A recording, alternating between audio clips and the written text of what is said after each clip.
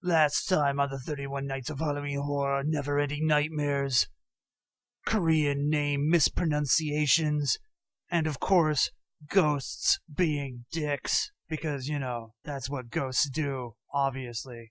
Blah, blah.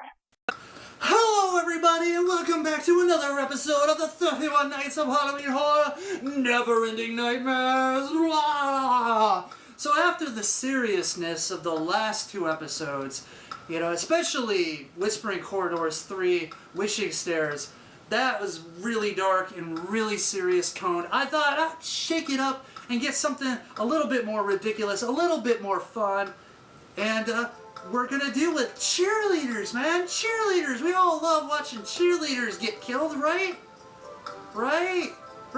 Well, anyway, so we're going back to 1986 to a movie that's super cheesy, super low budget, super bad acting, yet still a bunch of fun. And that's The Majorettes. The Majorettes. So it takes place at a high school, and the Majorettes are kind of like a cheerleading corps, not the main cheerleading corps, they kind of do the baton twirling thing. Anyways, somebody is stalking them and murdering them, and then putting them in water, which makes the police think that he's doing some sort of like cleansing ritual. And of course, there's no shortage of suspects. You've got the biker, the evil biker gang that's dealing drugs to everybody, and also had a relationship with one of the Majorettes and knocked her up, and obviously she's the first victim, so maybe. Oh, of course, we also have the this evil nurse and her pervy, creepy son who likes to voyeur all the pretty girls.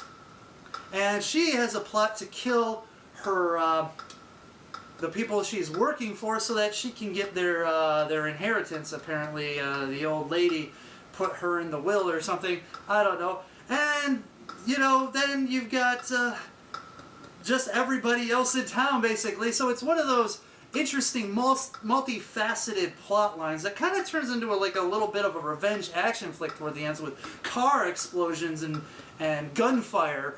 But all in all, it's a pretty entertaining slasher flick. So let's get to those scores. So violence and gore, I'm giving it a 3 out of 5. There's a lot of violence in there and a high body count. I mean, we're talking about like 10 plus people getting murdered in this movie. So really, it's up there. There's a bit of blood. It's just more the violent content than the gore. The effects are so, but you get a lot of throat slashing. So hey, that's always cool. Let's get to shock value, 1 out of 5. There's a couple jump scares in there, but nothing really much. Actually, the kind of reveal of the real killer is kind of interesting, and I thought they did that pretty well.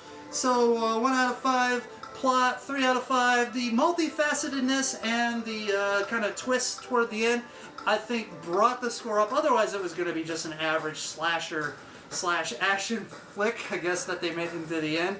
Then we've got acting, 1.5 out of 5. It's so bad, but you know, sometimes it's a little charming to get some really bad acting. But I mean, honestly, it's one of those things you got to see to like really get.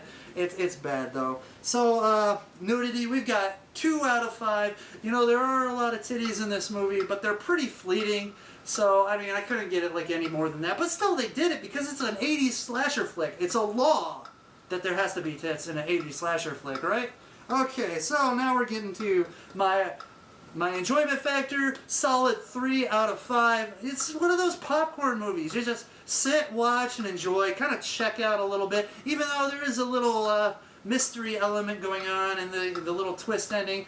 But all in all, just, you know, a fun time. Nothing like too serious, too dreadful. You know, just fun movie.